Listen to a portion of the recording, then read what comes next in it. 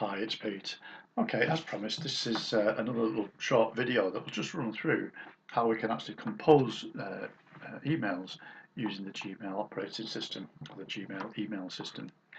So let's crack on.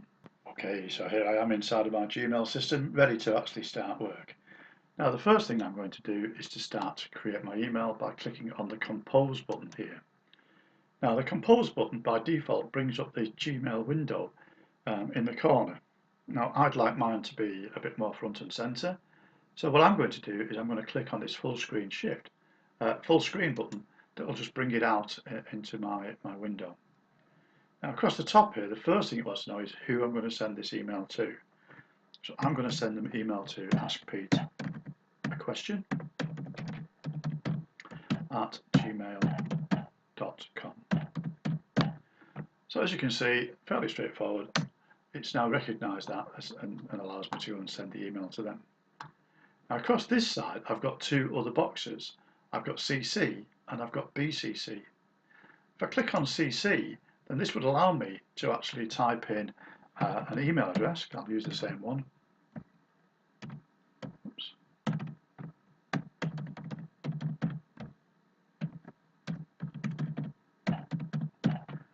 And what would happen is that this message would then be sent to both of these people, ready for me to actually carry on working.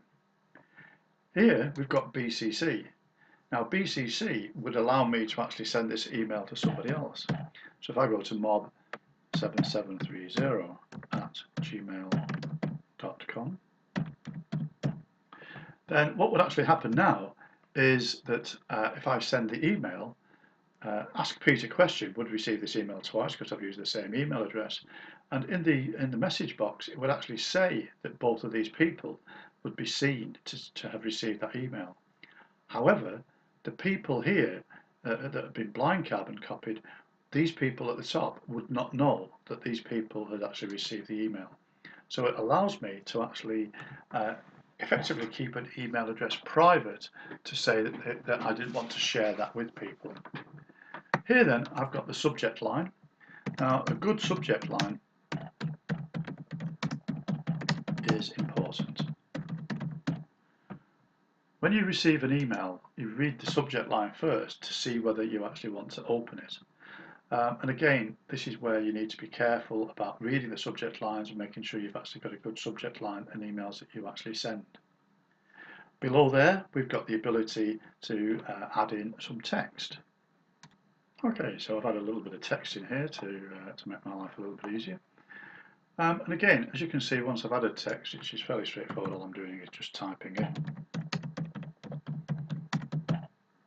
Then I can actually carry on and do other stuff. So for example, if I wanted this top line here, I can change the font. Now if I want to play about at the font level, what I need to do is to highlight some text. So I'm going to highlight this first line, and then I can actually go onto here where I could actually change the type of font that I wanted to use. So as you can see, I've got various fonts on here and I can change it to whichever I actually like. So I've changed it to Verdana because Verdana is a very good and easy to read font. So there it is, changed. The next button across would allow me to change the size of the font. As you can see, it says I can go for small, normal, large or huge. So let's have it huge. And as you can see, that's fairly straightforward. We can now carry on and do some more bits and pieces. So let's move on to the second line. So there I've got the word give highlighted, and I could make that bold by clicking on the bold button. Now, as you can see, give is now bold. If I didn't want give to be bold anymore, I could just click on the bold button again. So it's the same button that turns it on as turns it off. So I could make it italic by clicking on italic, and again I can turn it off, and the same with underline. Underline will allow me just to turn that text on and off. So let's see, if music be the food of love. So let me highlight food of love, and this time what we're going to do is we're going to change the colour of the text. So I think that counts as purple prose, so let's make it purple. So I've highlighted that text, clicked on the colour button and chosen purple, and as you can see that is now purple. And again I can carry on to and play with that a little bit more. So I've highlighted food of love, and again this time I'm clicking on the text colour, but I can also change what colour the background is. So if we're going to have a purple start, then I think I don't know, green as the background.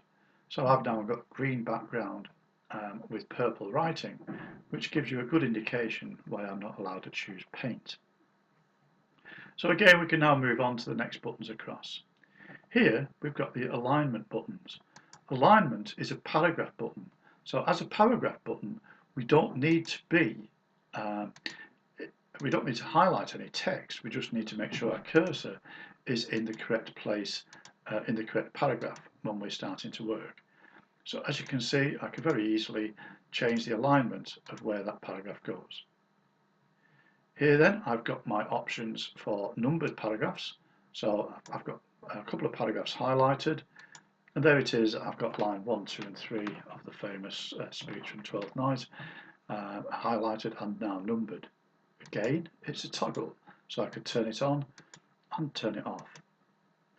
The bullet one is for unordered lists, so where they're not necessarily in a particular sequence order.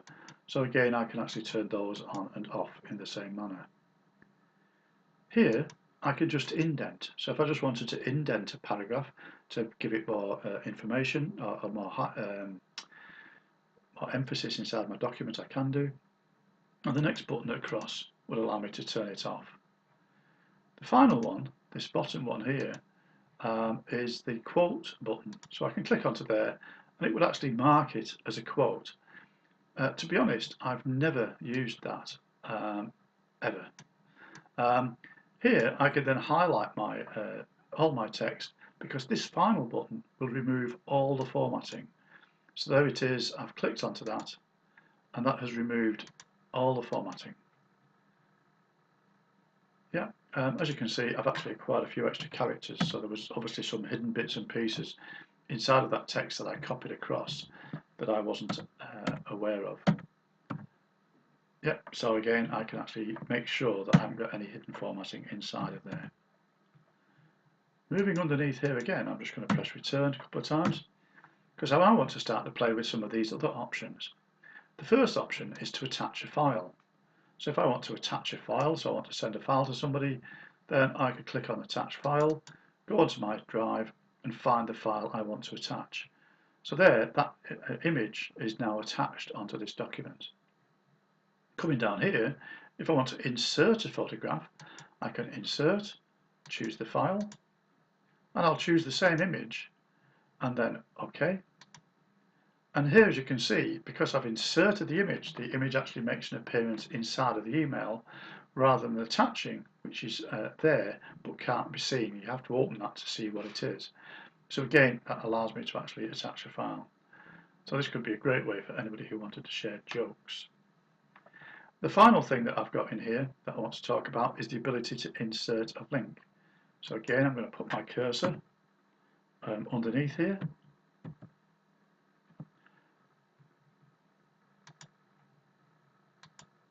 Oops, let me just move across to the end there, press return, and then this time what I want to do is to insert a link. So I click on insert a link, and then all I would need to do is to type in here the name of the link that I wanted to insert. So if I wanted to link to the BBC News, then all I would need to do is to add the link to the BBC News into the web address. So that would actually allow me to link to that. Now at the moment it's going to display the URL also as the information, but that's not particularly helpful. So if I highlight that and say click to get the latest news from the BBC, then apart from the fact I can't actually spell, that would actually work a lot better. So if I now just say OK, here as you can see it now says click to get the latest news from the BBC. So there I've now got my email, and I've used lots and lots of things inside of this, and so it's ready for me to send. I can click on to send, and that email has now been sent. Okay, so what we're going to do now is I'm going to go across to my other client, and then I will reply to that email. Okay, so here we are. I've actually received this email, so I can click onto here, and there, as you can see, there is the email. If music be the food I love to play on, give me excess of it, that's defeating appetite may sicken and so die. And as you can see, I can't type, I can't spell, and so this email has now arrived with me. There I can see the information, the image I've got, and there is my attached file, which again has given me a logo, and there I've got the option of downloading the image or the file if I want to. So here I've now got the option of doing various things. If I click onto here, I can reply, I could forward it, I could open a chat, I can filter messages like that, I can print this, I could add Pete Reed to my contacts list, I can delete this message, I could report it as spam, report it as a phishing email, show the original, the message text is garbled, translate the message or mark as unread. Now what I want to do is I'm going to reply. So here, as you can see below, I've now got the options of sending the reply. So I can say, "Hi Pete, looking good.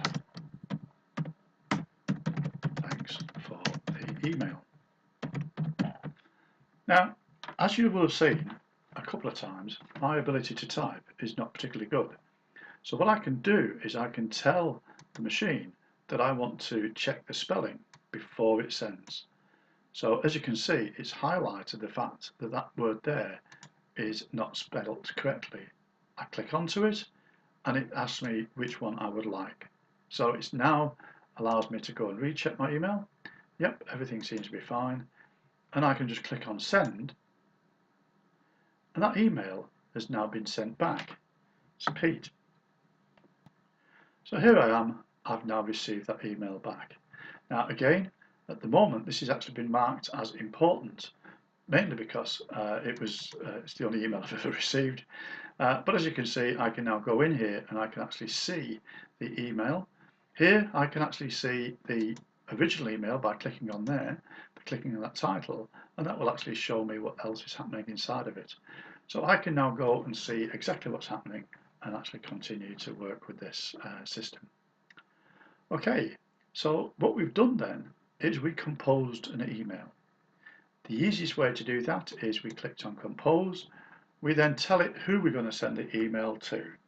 So if I send this again to askpeterquestion@gmail.com, and can you see how it's actually brought it straight up because it recognises I've used that before? I can type in a subject line, and then I can type in the rest of the message. I can play about with the formatting if I so wish, but usually that would be sufficient, and I can just click on send and the email is gone. Okay, I hope that was useful. Talk to you later.